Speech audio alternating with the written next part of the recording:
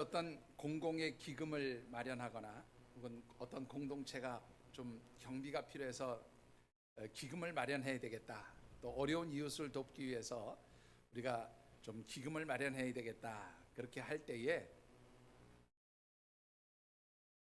예, 뭐 문제가 있나요? 그런 기금을 마련하려고 할 때 여러분들 어떻습니까? 그 일시적으로 물건을 사고 파는 장터를 만들어서 기금을 모으죠. 그 보통 우리가 뭐라 그러죠? 뭐라 그럽니까? 잊어버리셨어요? 아, 예.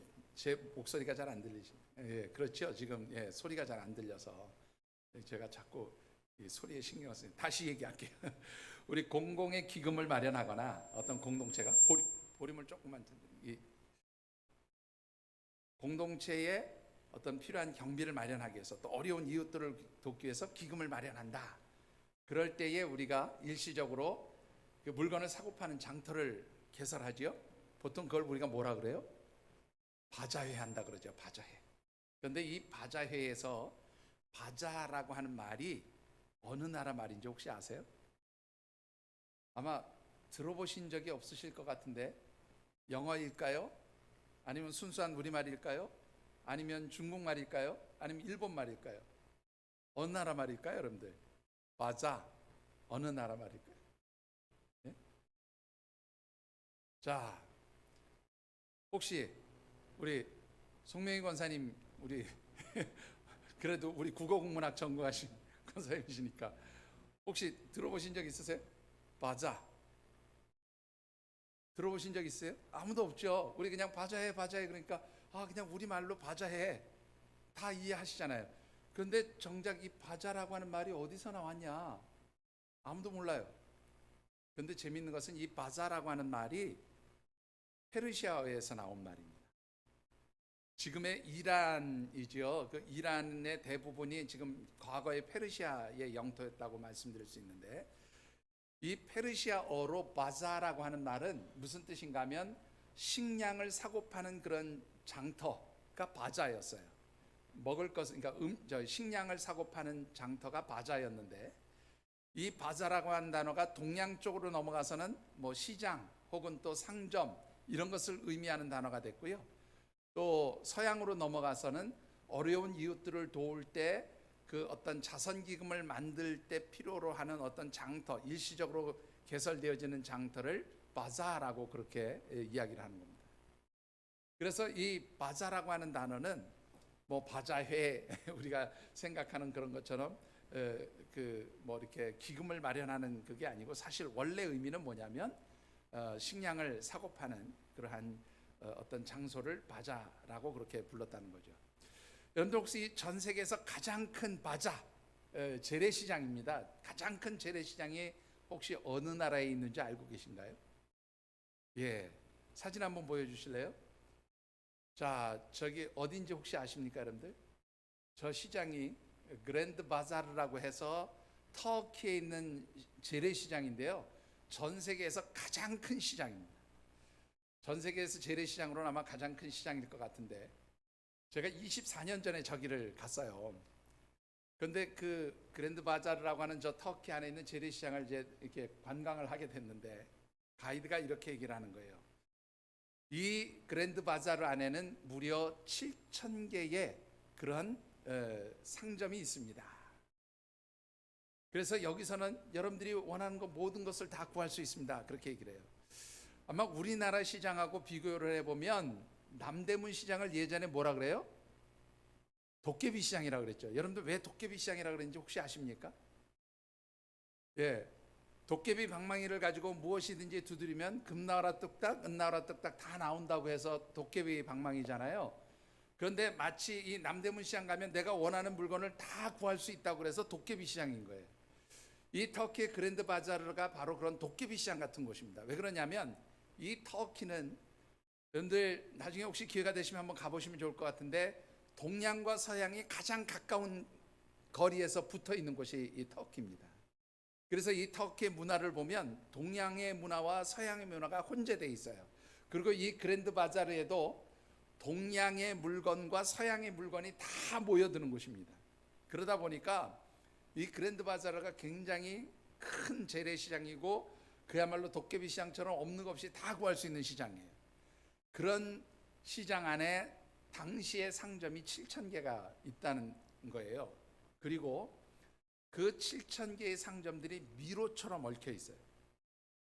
그래서 이 가이드가 뭐라고 얘기하냐면, 여러분들 이 그랜드 바자르에서는 한 번 길을 잃으면 이 미로 같은 상점을 빠져나오지 못합니다. 그러면 혹시 그 당시만 해도 좀 치안이 약간 불안한 그런 곳이었거든요. 그러니까 이 치안이 불안한 데서 여러분들이 미로를 빠져나오지 못하고 헤매다가 범죄의 피해자가 될 수 있고, 그러면 여권 뺏기고 뭐 이래서 국제미아도 될 수 있고, 여러분들 고국에 못 들어갈 수 있습니다. 그러니까 지금부터 여러분들 마음대로 행동하지 마시고 제 뒤를 잘 따라오세요. 저를 잊어버리면 큰일 납니다. 그렇게 얘기를 한 거예요. 그러니까 이제 그 같이 여행을 한 모든 팀원들이요, 그 가이드의 말을 듣고는 그 다음부터 어떻게 합니까? 가이드 뒤만 절절절절 쫓아다니는 거예요.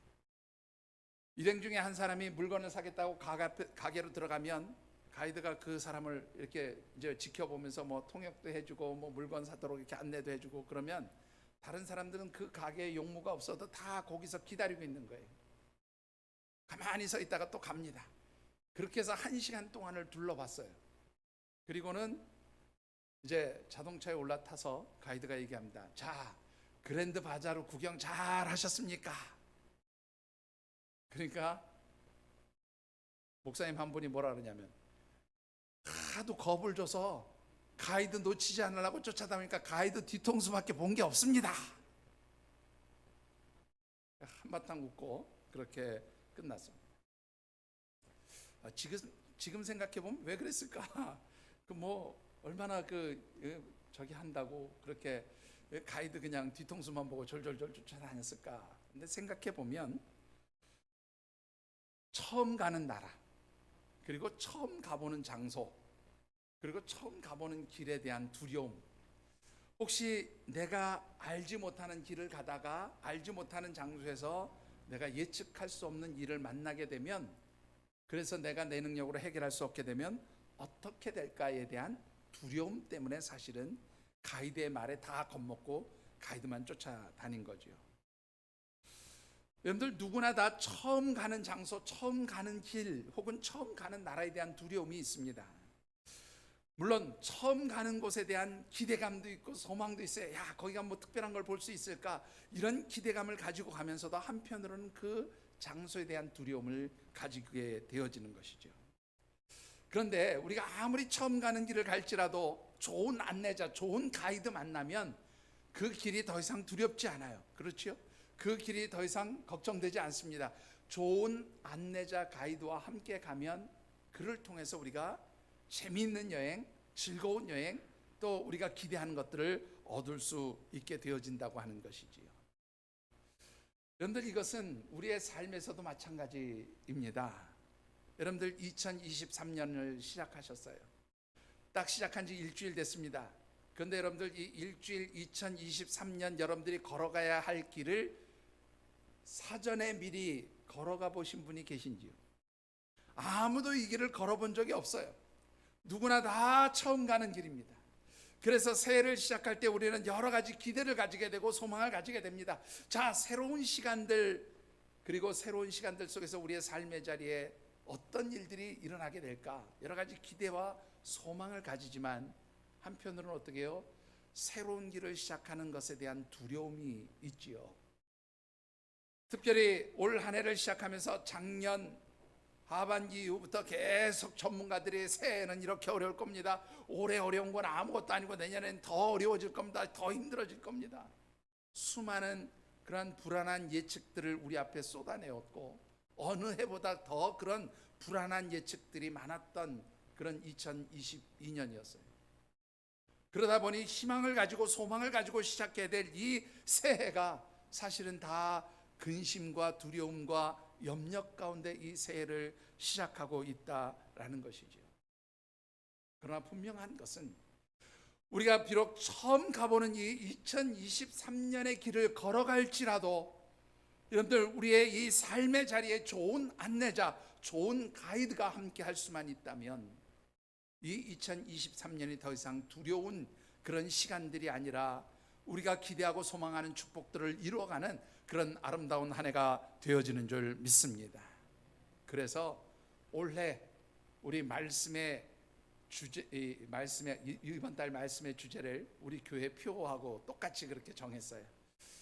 아직 우리 그 표 현수막이 디자인이 끝나지 않아서 걸지 못했는데 여러분들 올해 표가 무엇인지 아시죠? 우리 같이 한번 크게 표 한번 외워보실까요? 여러분들 없으신 분은 이렇게 이 말씀 카드 앞에 보시면 우리 올해 표가 있습니다. 자, 2023년 표 한번 같이 읽어봅시다. 시작. 여호와 하나님께서 함께 하심을 알게 하라. 예. 그래서 1월달 말씀 주제도 똑같이 정했어요.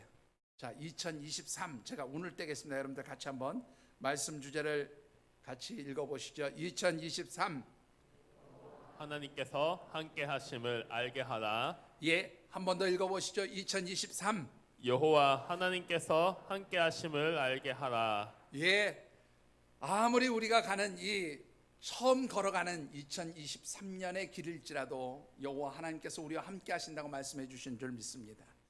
여러분들이 이 한 해 정말로 하나님 함께 하심을 체험하시고 또 그것을 우리 주변 이웃들에게 알려줄 수 있는 진정한 믿음의 사람들이 되어지시기를 바라면서 우리 첫 달의 말씀 주제 여호와 하나님께서 함께 하심을 알게 하라 그렇게 정했고요. 그 첫 번째로 나누고 싶은 말씀이 우리가 여호와 하나님이 함께 하시는 사람들인 것을 우리의 이웃들에게 알게 하기 위해서는 먼저 우리가 무엇을 통과해야 하느냐? 두려움의 강을 건널 수 있는 그런 믿음의 사람들이 되어야 한다는 말씀 드리고 싶습니다. 자, 오늘 주신 말씀 우리가 너무나 잘 아는 말씀이죠. 이스라엘 백성들이 가나안 땅에 입성할 때 일어난 첫 번째 사건이라고 말씀드릴 수 있습니다. 주신 말씀을 묵상하는 가운데 올 한 해 여러분들의 삶의 자리가 여호와 하나님께서 함께 하시고 인도해 가시는 그러한 축복의 발자국들이 되어지시기를, 그런 한 해가 되어지시기를 주님의 이름으로 축원합니다. 자, 오늘 우리 2023년 새해, 이 새해를 정말로 기대와 소망 가운데 하나님 주시는 축복을 이루는 그런 한 해가 될 수 있도록 만들기 위해서 우리가 먼저 해야 될 것이 무엇인가? 그것은 바로 두려움의 강이라고 하는 그런 장애물을 건너갈 수 있어야 한다라는 말씀을 드리고 싶습니다. 여러분들 본문 8절의 말씀을 같이 한번 받들어 읽어보겠습니다. 너는 언약궤를 맨 제사장들에게 명령하여 이르기를 너희가 요단 물가에 이르거든 요단에 들어 서라 하라. 예, 여러분들 하나님께서 여호수아에게 이제 가나안 땅 입성을 앞둔 이스라엘 백성들과 또 그 모든 공동체에게 주신 말씀이 제사장들이 언약궤를 메고 요단 앞으로 가라, 이 말씀이 제일 먼저 주신 명령이에요. 여러분들 뭐 요단강 건너가라? 뭐 당연히 요단강 건너가야 가나안 땅 입성하죠. 왜 그렇습니까? 여러분들 지도 한번 보실까요? 여러분들 이 지도를 보시면 여러분들 밑에 있는 호수가 사해예요. 그 염해라고 부르는 사해고요. 그 사해 바로 위가 지금 느보산이 있습니다. 우측편에 느보산이 있고 그 느보산 바로 앞이 시딤이라고 하는 곳이고, 이제 거기서 이렇게 요단강을 딱 들어가게 되는데 이게 이제 저쪽 그 이제 유대 광야 쪽에서 이렇게 쭉 들어오면서 이제 이 요단강을 딱 건너게 되는데 요 요단강을 딱 건너면 바로 여리고예요. 그러니까 이 요단을 건너간다는 것은 바로 하나님께서 약속하신 적과 꿀이 흐르는 가나안 땅, 그 축복의 땅을 들어가는 첫 문과 같은, 통과해야 될 첫 그러한 곳이 바로 이 요단강을 건너는 것이었습니다. 자, 그런데 여러분들 이 요단강을 건너는 것이 이스라엘 백성들에게 있어서는요 두려움의 강을 건너는 것이었다, 그렇게 말씀을 드릴 수가 있어요. 아니 요단강 건너는데 뭐가 두려워? 그렇게 생각하실 수 있죠. 왜냐하면 여러분들 잘 아시는 대로 이 요단강이 우리나라 사람들의 기준에서 보면 별로 큰 강이 아니에요. 자, 사진 한번 보실까요? 요단강 어떤 곳인지 한번 보세요. 자, 여러분들 저기 요단강의 일부를 공중에서 찍은 겁니다. 자, 강처럼 보여요? 아니 무슨 뭐 골짜기에 조그만 시냇물처럼 보입니다. 강처럼 절대 안 보여요. 그죠? 적어도 강이라면 뭐 그 폭이 최소한 뭐 100m 정도는 돼야지. 예? 그렇지 않아요? 근데 저 조금 해요. 저 요단강이요. 우기 이스라엘 아시지만 건기하고 우기가 있잖아요. 건기 때는 물의 양이 별로 안 많아요. 그래서 이 폭이 좁은 것은 5m, 넓어야 30m. 수심은 보통 1m, 평균 수심 90cm. 그러니까 여러분들 누구나 다 건널 수 있겠죠. 여기 뭐 나이 드신 어르신들도 아이 그 정도야 뭐 그냥 좀 우리 아래 하체만 좀 적신다 그러면 다 건널 수 있는 거죠. 뭐 물살도 별로 안 세고 다 건널 수 있어요. 그런 요단강을 건너는 게 무슨 두려움이야. 그냥 다 건널 수 있는데. 예? 뭐 어린애들이라면 우리가 안고 그냥 건너가면 되지. 얘기할 수 있죠. 그런데 여러분들 하나님께서 이 이스라엘 백성들에게 요단강을 건너라고 하는 바로 그 시기가 문제였던 거예요. 15절의 말씀 우리 같이 한번 읽어보실까요? 요단이 곡식 거두는 시기에는 항상 언덕에 넘치더라. 예, 거기까지만 읽읍시다. 요단이 곡식을 거두는 시기에는 항상 언덕까지 넘치더라. 뭐가 넘친다는 얘기예요? 물이 넘친다는 얘기입니다. 여러분들 이 이스라엘 백성들이 곡식을 거두는 시기는 우리 태양력으로 따지면 3월에서 4월 정도고요. 요때가 보통 이제 옛날 성경에는 모맥을 거두는 시기, 그래서 그 보리와 그 밀을 거두는 시기라고 그렇게 되어 있는데 보통은 보리를 추수하는 시기예요. 근데 재미있는 것은 이스라엘의 우기가 언제부터 시작이 되면 12월 달부터 우기가 시작이 돼요. 그래서 2월 달까지가 이스라엘에 가장 많은 비가 내리는 그러한 절기입니다. 우기예요. 겨울이면서 우기예요. 그런데 여러분들 이스라엘은 뭐 비가 없는 나라 이렇게 생각하실 수 있어요. 그런데 이 이스라엘의 북쪽 지방에서는요, 우기 때 얼마 정도의 비가 내리냐면 약 800mm 정도의 비가 내려요. 사실 그렇게 적게 내리는 비가 아닙니다. 그런데 그 우기 때 800mm가 보통 12월, 1월, 2월 요 3개월에 집중해서 내리게 되는 거죠. 그리고 이어지는 3월과 4월은 보통 늦은 비가 내리는 시기예요. 이 늦은 비라고 하는 것이 왜 늦은 비냐면 여러분들 이스라엘의 그 곡식을 거두는 시기에 곡식이 잘 열매를 맺도록 하나님께서 주시는 비가 늦은 비예요. 우리가 지난주에 이른비 특별 새벽 예배를 했는데 이른비는 원래 가을에 내리는 비입니다. 그러니까 여러분들이 생각할 때 봄에 내리는 비가 이른비고 가을에 내리는 비가 늦은 비여야 되는데 왜 이스라엘에서는 가을에 내리는 비가 이른비가 되느냐면 이 이른비 때는 곡식을 파종할 때 씨앗을 파종할 때 내리는 비예요. 그래서 이른비를 가을에 내리는 비를 이른비라고 하는 겁니다. 그리고 조금 전에도 말씀드렸던 대로 이 12월에서 2월까지 가장 많은 비가 내리는데 이거를 복된 장마비라고 그래요. 왜냐하면 이때 내리는 그 비를 빗물을 잘 모아서 이스라엘 백성들이 거의 1년 동안 물을 공급받는다고 해도 과언이 아니거든요. 그러니까 12월부터 2월까지 내리는 집중된 비의 양과 또 3, 4월에 내리는 그 늦은 비, 그게 가장 많이 집중해서 내리는, 그래서 이스라엘의 요단강에 가장 강물이 풍성해지는 시기가 바로 이 시기예요. 여기에다가 특별히 요단강에 더 물이 보태지는 이유는 이때가 2,800m 그 해발 2,800m에 있는 헐몬산에 눈이 쌓여 있다가 기온이 올라가면서 녹아서 그 눈이 녹은 물들이 요단강에 합해지는 시기예요. 그래서 이 요단강의 물이 요 곡식을 거두는 시기를 전후한 우기 이 마지막쯤 되면은 그야말로 홍수가 일어날 정도 물이 많아져요. 그런데 여러분들 뭐 홍수 일어나면 일어나지, 그게 뭐가 문제야? 그렇게 생각할 수 있어요. 자, 그런데 제가 이미 이스라엘 백성들에게 왜 이 비 내리는 것이 여러분들 두려움의 요인이 되어지느냐를 4가지로 설명을 했는데, 첫 번째 이유는 뭐냐면 가장 많은 물이 내리는 시기, 기상적인 요인 때문에 두려움이 되는 거예요. 이해가 되시죠? 두 번째 이유는 뭐냐면 지형적 조건 때문에 이스라엘 백성들에게 두려움의 요인이 되었습니다. 자, 여러분들 한번 보시죠. 우리 사진을 한번 보시면 좋겠는데, 이 사진을 보시면 이게 이스라엘 땅을 이렇게 좀 쉽게 좀 이해하기 쉽게 해놓은 건데, 제일 그 위쪽에 있는 게 헐몬산이에요. 이 헐몬산이 해발 2,800m가 넘습니다. 여기서 내린 뭐 비와 또 눈 녹은 물들이 이렇게 내려와서 이제 그 사해까지 가는데요.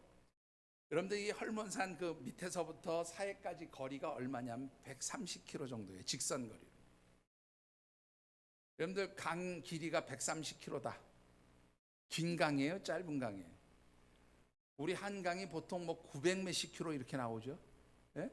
근데 이 강 길이가 130km 직선 거리로 조금 뭐 이렇게 구불구불해서 사해까지 가는 거를 총 이렇게 구불구불한 걸 다 따지면 320km. 예. 직선 거리는 130km밖에 안 돼요. 그런데 이 130km의 물이 헐몬산에서부터 이렇게 시작돼서 내려가는데, 여러분들 이 헐몬산 2,800m라 그랬죠? 그 헐몬산 바로 밑에 뭐냐면 훌레라고 하는 호수가 있어요. 이 훌레 호수의 해발 높이가 67m입니다. 그리고 그 훌레 호수 바로 밑에 16km 밑에 뭐가 있냐면 갈릴리 호수가 있어요. 근데 해발 67m의 훌레 호수가 있고 갈릴리 호수는 해수면보다 200m가 낮아요. 그러면 이 훌레서부터 그 여러분들 갈릴리 호수까지 그 호수의 이 물차이 낙폭이 얼마냐? 277m예요. 1km당 16m가 낮아지는 거예요.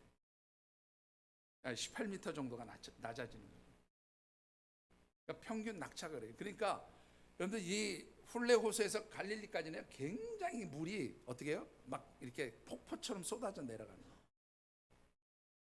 그런데다가 갈릴리에서 사해 호수의 그 낙폭은 얼마냐면 갈릴리가 해발 한 200m, 210m 정도 되는데 사해는 얼마냐면 398.5m예요. 이 낙차가 또 얼마냐면 180m 정도 차이 납니다. 그래서 여러분들 한번 다시 그 요단 사진을 보면 그 처음 사진 한번 보여주세요. 요단강 처음 사진. 이 요단강 처음 사진을 보면 이렇게 골짜기가 좁았잖아요. 왜? 좁죠. 이 좁은 데서 급경사로 물이 내려가는데 여러분들 거기에 물의 양이 갑자기 늘어나 봐요. 그럼 이게 뭐가 되면 급류가 됩니다. 아주 강한 급류가 되고요. 곳곳에 소용돌이도 생기고 폭포처럼 떨어지는 데가 생겨요. 그럼 폭포처럼 물 떨어진 데는 반드시 뭐가 생겨요? 소가 생기죠. 더 깊은 물이 생긴단 말이에요. 이런 웅덩이가 곳곳에 있는 거예요. 자, 이거를 그냥 평상시에 건너는 게 아니라 언제 건너는 거예요? 지금 물이 가장 많은 때 이거를 건너야 되는 거예요. 여기 잘못 휩쓸려 들어가면 어떻게 해요? 저기 사해까지 그냥 떠내려가는 거예요. 죽는 겁니다, 한마디로. 지형적인 요인이 그들에게는 이미 두려움의 상황입니다. 세 번째로는 기능적으로 이것은 불가능한 일이었어요. 자, 여러분들이 생각할 때 아이 까짓거 뭐 그러면 수영해서 건너가면 되지. 여러분들 충분히 그렇게 생각할 수 있죠. 아, 수영 잘하는 사람 뭐 그 정도면 뭐 어떻게 좀 넘어가지 않겠어? 생각할 수 있죠. 근데 여러분들 한번 생각해 보시죠. 여러분들 지금 여호수아가 이끌고 있는 이 이스라엘 백성들의 대부분이 어떤 사람들입니까? 여러분들이 아신 대로 출애굽 1세대에 20세 이상 된 사람들은 다 죽었고, 출애굽할 당시 20세 이하로 애굽 땅에서 태어난 사람들과, 그리고 어떻습니까? 광야에서 태어난 사람들이 대부분 이스라엘 백성들이었어요. 그러면 마실 물도 그렇게 넉넉하지 않았던 광야에서 어디 가서 수영을 배웁니까? 수영할 줄 아는 사람이 아마 거의 없었을 거예요. 자, 기능적으로 우리가 어떤 육체적인 어떤 기능을 가지고도 이것은 해결할 수 없는 문제죠. 자, 그러면 마지막으로 다른 대안, 다른 어떤 해결책을 찾아볼 수 있을까요? 요단강 주변 강이 있고 숲이 있으니까 거기에서 좀 좋은 목재들 잘라다가 배를 만들든지 아니면 뗏목을 만들든지 그래서 건너가면 되지. 여러분들 사진 보셔서 알겠지만 이 요단강 주변은 절대로 그렇게 큰 목재가 될 그런 나무들이 자라는 지형이 아니에요. 그냥 보통 작은 나무들이 이렇게 있는 것이고, 그저 뭐 조금 과일 나무나 이런 것들이 좀 있어서 자랄까, 무슨 이렇게 목재나 건축 자재로 쓸 수 있는 나무들이 자라는 그런 지형이 아니다 그 말이에요. 그러니까 배를 만들거나 뗏목을 만들 수 있는 그런 어떤 목재를 구할 수도 없고, 설사 구한다 하더라도 200만이나 되는 사람들을 어떻게 일일이 그걸 다 해서 넘기겠냐 말이죠. 한마디로 말하면 이 요단강을 건너기에 이스라엘 백성들은 두려울 수밖에 없는 상황에, 그 거칠게 내려가는 홍수의 물 가운데 잘못 들어가면 생명을 잃게 되거든요. 그런데 문제는 그 생명을 잃게 되는 두려움의 환경, 그 두려움의 강을 건너게 할 수 있는 어떤 방법도 없다는 거예요. 지형적으로 봐도 그렇고, 어떤 내 육체적인 기능으로 봐도 그렇고, 내가 해결할 수 있는 문제 해결의 방법이 아무것도 없다 그런 말입니다. 한마디로 말하면 모든 것이 불가능한 상황이고, 모든 것이 우리의 힘으로 해결할 수 없는, 인간의 힘으로 해결할 수 없는 총체적 난국의 상황, 총체적 불가능의 상황이었던 겁니다. 그런데 하나님은 뭐라고 말씀하세요? 야, 건너가. 이런 총체적 난국에 있는 이스라엘 백성들 건너가라는 거예요. 그런데 그 건너가라고 주신 대안의 방법이 뭐냐면, 우리 3절 말씀 같이 한번 읽어보실까요? 3절입니다. 같이 읽어봅니다. 시작. 백성에게 명령하여 이르되 너희는 레위 사람 제사장들이 너희 하나님 여호와의 언약궤 매는 것을 보거든 너희가 있는 곳을 떠나 그 뒤를 따르라. 자, 하나님의 언약궤가 앞으로 나가는 것을 보거든 너희들은 어떻게 하라고요? 그 뒤를 따라가라. 그렇게 말씀합니다. 여러분들, 이 언약궤를 따라간다는 게 무슨 의미일까요? 여러분들, 이 언약궤 안에는 세 가지 물건이 있었어요. 어떤 게 있었습니까? 십계명 돌판, 그죠? 2개 하고, 그 다음에 이스라엘 백성들이 광야에서 먹었던 만나, 항아리, 그 다음에 아론의 쌍난 지팡이가 이 하나님의 언약궤 안에 들어가 있었어요.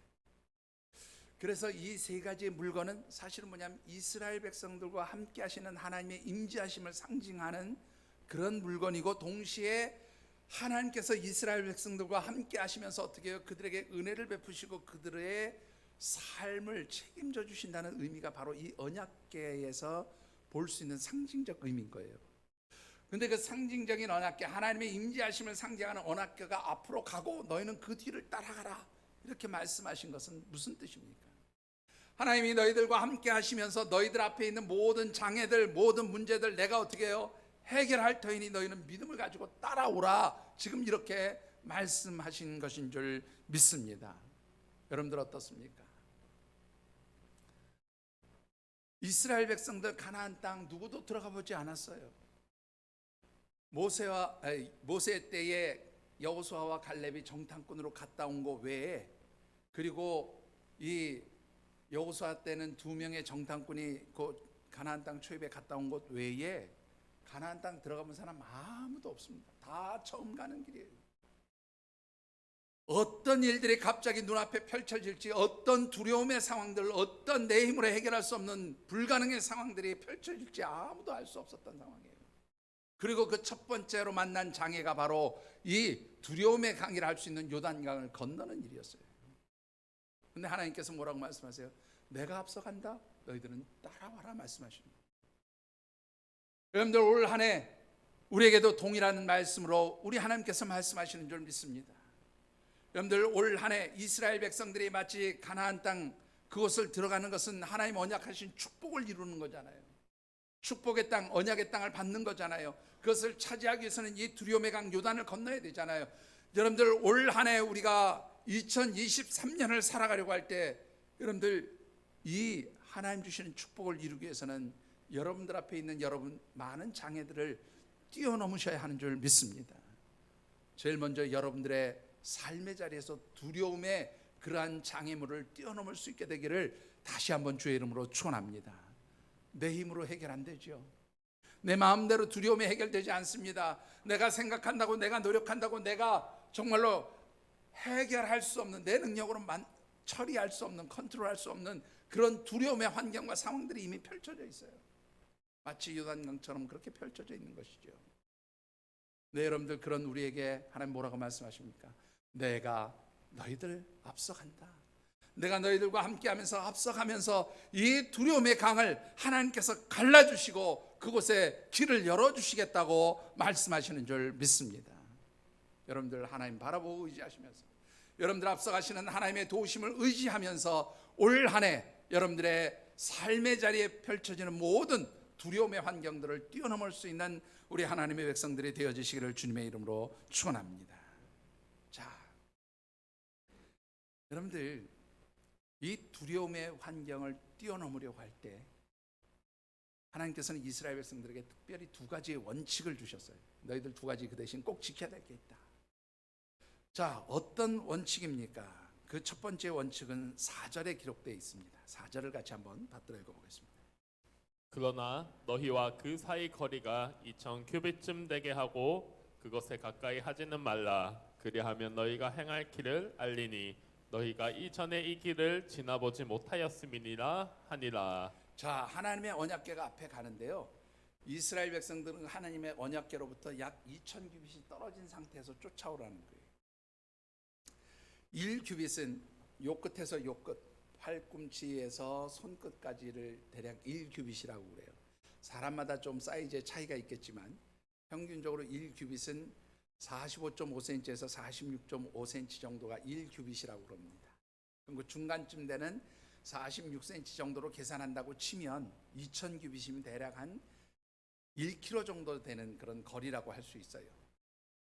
그러니까 하나님의 법궤가 앞에 가면 한 1km 정도 뒤에서 그것을 따라오라, 그 말이에요. 왜 그랬을까요, 여러분들? 왜 이런 하나님 명령을 하셨을까요? 여러분 한번 생각해 보시죠. 우리 따라가야 될 어떤 대상이 바로 여기 있으면 요 바짝 붙어서 간다고 쳐봅시다. 생각해 보십시다. 그러면 앞에 있는 사람은 잘 보이겠죠. 근데 나중에 뒤에 가면 뒷사람들은 이거 보여요, 안 보여요? 뒷사람들 보이는 거는 앞사람 뒤통수만 보일 거예요. 그죠? 하나님 법궤를 볼 수 없어요. 그런데 여러분들 한번 생각해 보시죠. 지금 여러분들이 앉는 것처럼 이스라엘 백성들이 이렇게 넓게 퍼져 있고 그 하나님의 법궤가 이스라엘 백성들 정 가운데 맨 앞쪽에 한 1km쯤 가 있으면 어떻습니까? 멀리서 보면 이게 하나님 법궤가 어떻게 움직이는지 다 보이는 거예요. 그리고 그 앞에서 어떤 일들이 펼쳐지는지를 다 뒤에서 함께 볼 수 있는 거죠.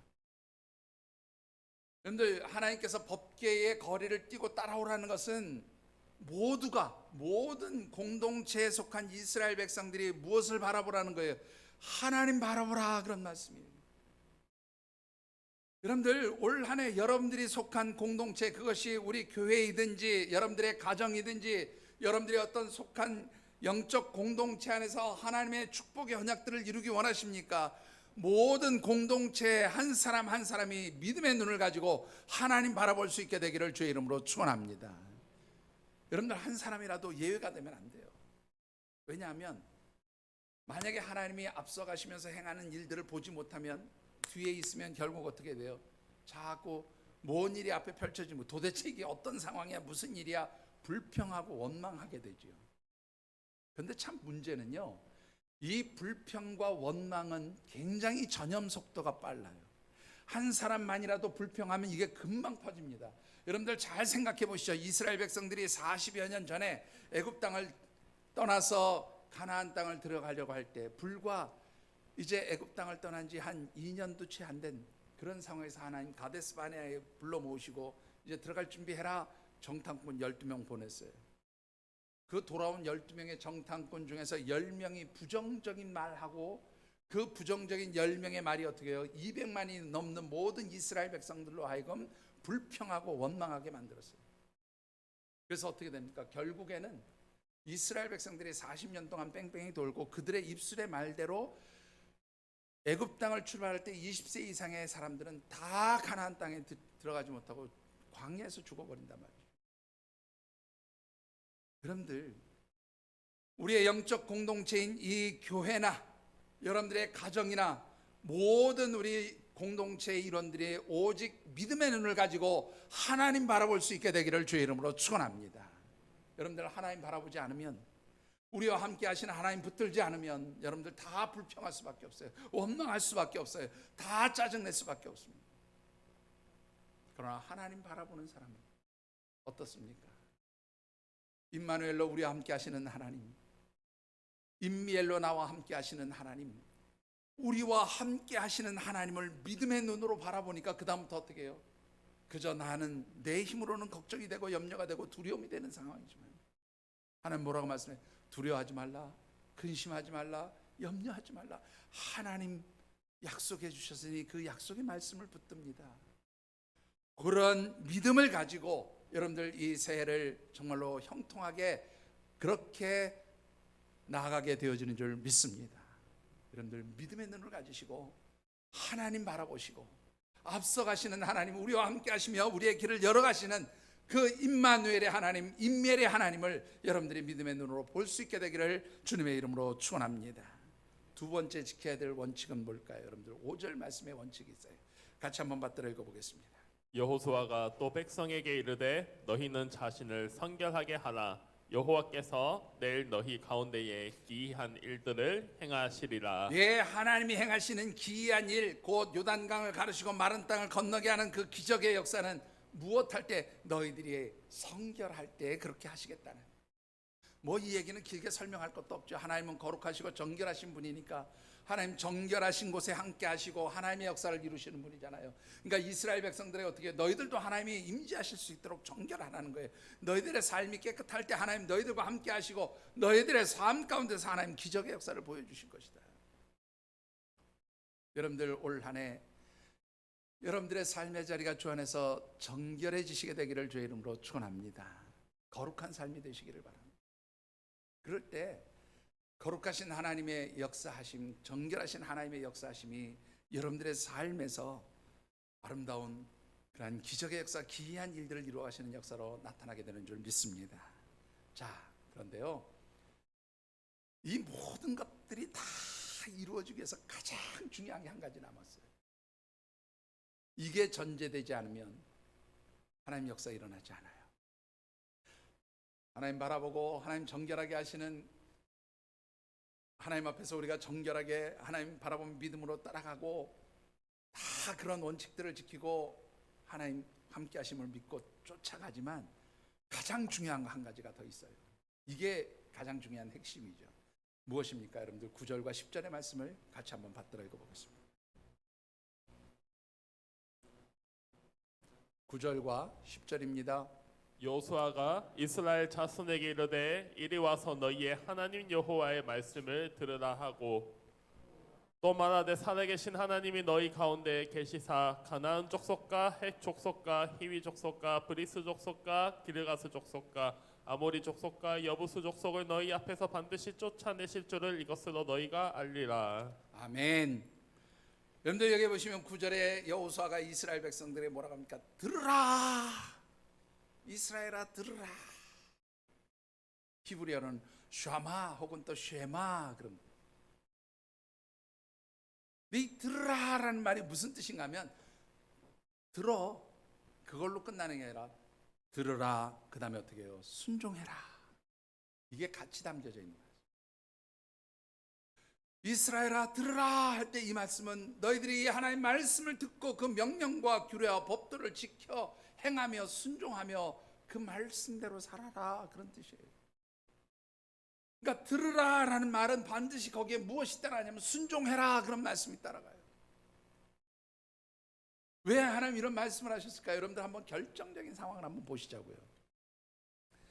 여러분들 이 이스라엘 백성들이 광야로 그 광야를 거쳐서 이제 이 요단강을 건너가야 되는데 제일 앞에 누가 섰어요? 언약궤를 맨 제사장들이 앞에 있어요. 그런데요, 여러분들이 한번 제사장이 됐다고 생각하시고 이 장면을 상상해 보시자고요. 여러분들 홍수가 났을 때 보통은 이렇게 강이 흘러가면 양쪽에 그 뚝이 이렇게 쌓여 있어서 물이 범람하지 못하게 하죠. 여기 홍수가 가득 막 그냥 큰 홍수가 나면 이 막 뚝 찰랑찰랑 하잖아요. 이제 뚝을 넘을까 말까.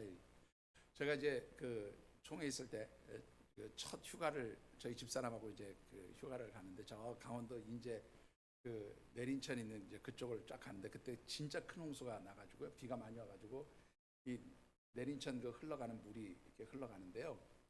얼마나 물이 많은지 이 뚝에 찰랑찰랑 하는 거예요. 그 이제 좀 높은 데서 이렇게 도로가 높은 데서 이렇게 가다 보면은 이 진짜 물이 금방 넘을 것 같아요. 위에서 보니까 자동차도 떠내려가고 송아지도 떠내려가고 막 다 떠내려가요. 그런데 어떤 사람도 한 사람 없이 거기에 뚝에 올라가 가지고 발 이렇게 들여보고 이게 들어갈 수 있을까 하는 사람 한 사람도 없어요. 뚝 위에 자체 올라가지도 않아. 왜요? 거기 발 담그면 어떻게 돼요? 그냥 쓸려 들어가는 거예요. 평상시 물 없을 때처럼 이렇게 물이 점점 낮아지는 게 아니고 뚝 위에 이렇게 물이 가득 있으면 이 물 한번 딱 발에 뒤졌다가 잘못 미끄러져 들어가면 그 다음에 어떻게 하는 거예요? 그냥 가는 거예요. 죽는 거예요. 여러분들 법궤 이 언약궤 이 무거운 언약궤를 메고 지금 이 홍수가 난 요단강을 건너기 위해서 발을 담그라고 하나님 말씀하시잖아요. 어디까지 발을 담그래요? 이 제사장들의 발이 다 물속으로 들어가서 요단강 가운데 서야 된다. 그래야 하나님 역사가 나타난다. 여러분들 같으면 하시겠어요? 죽으려면 무슨 짓을 못해? 그죠? 아이고 하나님 내가 하나님 역사하시는 걸 아는데요. 그래도 죽으려면 제가 무슨 짓을 못하겠어요? 좀 못합니다. 안 해요? 하나님 다른 방법은 없을까요? 여러분들 이런 얘기 있죠. 어떤 사람이 절벽에서 탁 떨어졌는데 어떻게 간신히 그 튀어나온 나뭇가지 하나 딱 잡았어요. 어떻게 큰일 났어요. 위는 보니까 뭐 도무지 어떻게 올라갈 수도 없고 막 소리를 지른다. 하나님 살려주세요. 하나님 살려주세요. 하나님이 야 손 놔라. 여러분들 같으면 손 놓겠어요? 사람이 아니 하나님 여기서 손 놓으라뇨? 거기 하나님 말고 다른 분 없어요? 나 좀 살려줄 다른 분 없어요? 여러분 우리가 그러고 살지는 않나요? 하나님께서 너 손 놔. 손 놔면 살 수 있어 라고 말씀하시는데 못 놔요. 나중에 보니까 30cm 딱 남겨놓고 멈췄던 거예요. 그러니까 손 놓으면 그냥 사는 거예요. 못 놓는 거죠. 여러분들 하나님께서 요단강으로 들어가라고 할 때 죽으라고 들어가라고 하시는 게 아니에요. 그 죽을 것처럼 보이는 환경, 그 환경 속에서 진짜 나를 믿고 너희들이 내 말에 순종할 수 있느냐 하나님 그거 보시겠다는 거예요. 믿음이라는 게 뭡니까? 믿음은 불가능한 것으로 보이는 것이 하나님의 역사로 가능하게 되어짐을 믿는 게 바로 믿음이에요. 그래서 안 될 것 같은데, 그래서 죽을 것 같은데, 그래서 망할 것 같은데, 그래서 여기 들어가면 끝장날 것 같은데 하나님 가라 하시니까 순종하고 가는 거예요. 그게 믿음인 거예요. 근데 그런 믿음이 있을 때 하나님 역사가 일어나는 거고, 그런 믿음이 있을 때 하나님의 기적이 나타나는 거예요. 한번 생각해 보세요. 예수님 갈릴리 가나에서 혼인잔치를 이제 참여하셨죠. 그때 여러분들 포도주가 떨어졌어요. 여러분들 하나님의 역사는 항상 문제의 상황 속에서 하나님의 역사와 기적들이 나타나지 아무런 문제의 상황이 없는데 하나님의 역사와 기적이 나타나지 않아요. 여러분들 성경 전체를 한번 살펴보세요. 어떤 곳에서도 문제 없을 때 하나님의 기적이 나타나는가 보세요. 한 곳도 그런 거 없어요. 다 문제의 상황에서 하나님의 역사가 일어나요. 근데 재미있는 것은 그 문제의 상황에서 하나님의 역사가 일어나기 위해서는 항상 뭐가 전제되냐면 믿음과 순종이 요구돼요. 여러분들 나만 한번 보세요. 문둥병이라고 하는 문제가 생겼어요. 해결할 수 없었어요. 왔더니 뭐예요? 요단강에 가서 7번 담그고 나오래요. 나만이 뭐라 그래? 야 우리나라 가면 이보다 더 깨끗한 강 있어. 더 좋은 강 있어. 여러분들 거기 가봐야 안 되거든요. 여러분들 저 이 갈릴리 호수를 가면은 거기는 물이 굉장히 깨끗해요. 그런데 이 갈릴리 호수만 딱 내려가면 그 다음부터 물이 완전히 진흙탕 물처럼 바뀌어요. 왜냐하면 이 퇴적암 고운 진흙으로 된 그런 흙이 이 요단강 바닥에 있어가지고 그냥 그 물이 흡수하면서 다 이 진흙물이 올라와 가지고요. 그냥 완전히 탁한 물이 돼 버립니다. 거기 가서 씻으라는데 그거 씻어봐면 뭐해? 병이나 더 확장돼, 더 병이 더 안 좋아지지라고 생각할 수밖에 없는 거예요. 여러분들 그 포도주가 떨어진 문제 상황에서 예수님의 어머니가 주님이 뭐라 말씀하시는지 어떻게 하라고요? 순종해라. 그대로 행하라. 그랬더니 규례에 따라서 놓여진 돌 항아리. 그건 뭐냐면 밖에 나갔다 들어올 때 더러워진 손발 닦고 그런 허드렛물 담아놓는 항아리예요. 그거 비우고 거기다 물 갖다 놓고 그 다음에 갖다 떠다 주라고요. 혼인잔치에 가서 물 줬다고 욕 바가지로 먹는, 우리로 얘기하면 결혼잔치 하면서 음식 떨어져가지고 손님들 그냥 보내는 거하고 다를 바가 없는 그런 거예요. 욕 먹는 거예요. 근데 하인들에게 물 갖다 주래요. 여러분들 하나님의 역사와 기적은 거기에 뭐가 따라가야 돼요? 믿음으로 순종하는 사람들이 있을 때 하나님의 역사와 기적이 나타나는 거예요. 여러분들 환경, 상황, 문제 아무리 봐도 해결할 수 없어요. 여러분들의 능력으로도 제 능력으로도 누구의 능력으로도 해결할 수 없어요. 오직 누가 하실 수 있어요? 하나님이 하실 수 있는 줄 믿습니다. 그 하나님께서 여러분들에게 뭘 말씀하십니까? 들으라, 그리고 순종해라. 내 머리로 판단하고 내 생각으로 계산하고 내 생각으로 따지지 말고 그저 내가 하라 하면 순종해라. 이게 바로 하나님 우리에게 주시는 말씀인 줄 믿습니다. 그럴 때 바로 하나님 역사와 기적이 나타나는 거예요. 여러분들 괜히 인간의 머리로 계산 많이 하지 마세요. 머리도 안 좋으면서 계산 많이 해봐야 뭐해요? 항상 안 되지. 우리 머리로 계산해봐야 항상 안 돼요. 하나님의 역사와 기적은 늘 하나님 능력 안에서 믿음으로 순종하는 사람들에게 나타나는 줄 믿습니다. 말씀을 맺습니다. 캐넌이라는 이름의 선교사님 계세요. 이분이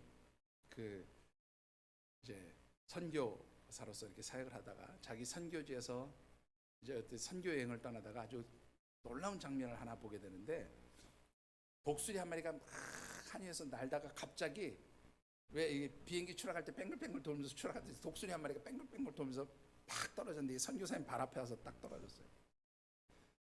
그리고 그 독수리가 떨어진 자리에서 뭔가 퍼득거리면서 튀어나가는 거예요.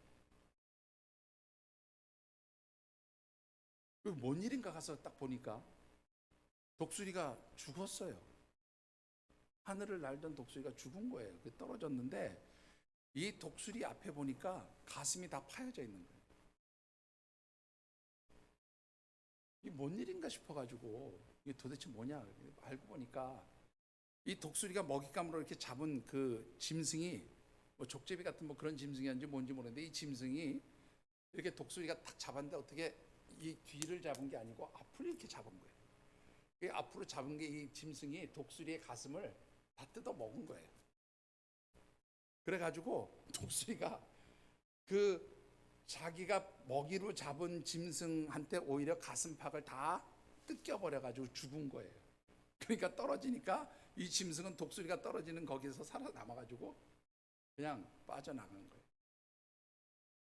그를 선교일지에 그런 글을 써놓은 거죠. 근데 두려움이라는 게 그래요. 여러분들이 두려움을 믿음으로 가지고 잡으면 여러분들의 먹잇감도 안 돼요. 그러나 그 두려움에 사로잡혀서 그 두려움이 여러분들에게 계속 붙어 있으면 여러분들은 어떻게 해요? 두려움에 패배해서 여러분들이 죽고 만다는 사실을 여러분들이 기억하시게 되기를 바랍니다.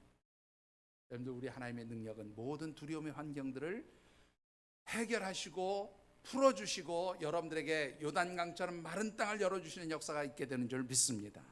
여러분들, 그것으로 끝나는 게 아니고요. 여기에 보면 이렇게 말씀하세요.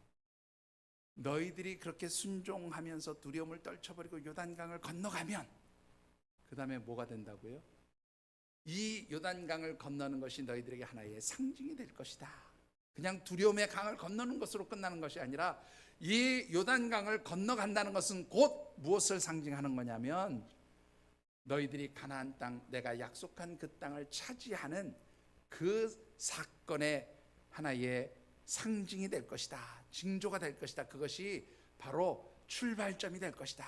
그렇게 말씀하고 있습니다. 여러분들, 하나님 주시는 축복을 이루시기를 원하십니까? 여러분들 앞에 펼쳐진 모든 두려움의 환경, 두려움의 강, 두려움의 장소를 믿음으로 뛰어넘으시고 말씀에 순종하셔서 그 아름다운 역사를 이루시는, 그 하나님 기적의 역사를 이루시는 우리 믿음의 가족들이 되어지시기를 주님의 이름으로 축원합니다. 기도하겠습니다. 주신 언약의 말씀을 붙들고 각자 결단하며 기도하는 시간 같습니다. 하나님, 참으로 저희들이 모든 두려움의 환경, 상황, 형편들 가운데 펼쳐져 있지만 우리를 위하여 예비해 두신 하나님의 손길, 하나님의 그러한 모든 역사하심을 바라봅니다. 하나님, 저희들의 믿음의 눈을 열어주시고 우리보다 앞서가시며 우리의 길을 예비하시고 모든 두려움의 그 강들 가운데 하나님 예비해 두신 마른 땅의 그 열려짐의 역사가 오늘 2023년 새해를 시작하는 저희들에게 하나님 함께 하시도록 역사하여 주시옵소서. 오늘 각자 기도하시면서 하나님 앞에 간구하며 결단하며 기도하겠습니다. 사랑의 아버지 하나님, 하나님의 은혜 받으십니다.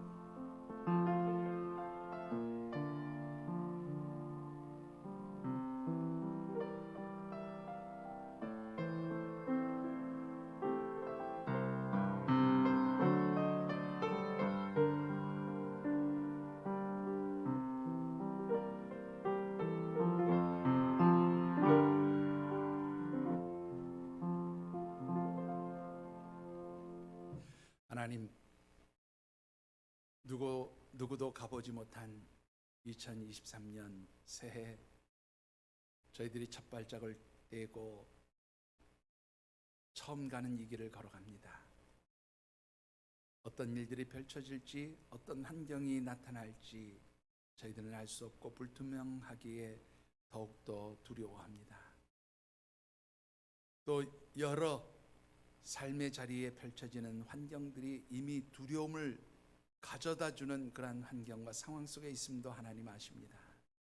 그러나 하나님, 저희들 그 두려움을 바라보고 두려움의 환경을 바라보고 근심하고 걱정하는 자들이 아니라 그 두려움 가운데에 살아 역사하시는 하나님의 믿음의, 하나님의 손길과 함께 하시는 하나님의 능력의 역사를 바라볼 수 있는 믿음의 눈이 열려지게 하시고, 그리할 때 그 두려움 뒤에 넘어서서 있는 하나님 축복의 땅, 언약의 땅 가나안을 약속하신 것처럼 저희들에게 주시는 그 축복의 언약들을 믿음의 눈으로 볼 수 있도록 역사하여 주시옵소서. 하나님과 동행하며 하나님 함께 하심에 따라 인도하심을 받고 우리의 길을 걸어갈 때에 하나님 놀라운 축복의 역사들이 저희들 앞에 펼쳐지는 하나님의 기적, 하나님의 기이한 능력의 역사를 체험하는 복된 한 해 되게 하여 주시옵소서. 도우시기를 간절히 소원하오며 예수님 이름으로 기도드리옵나이다. 아멘.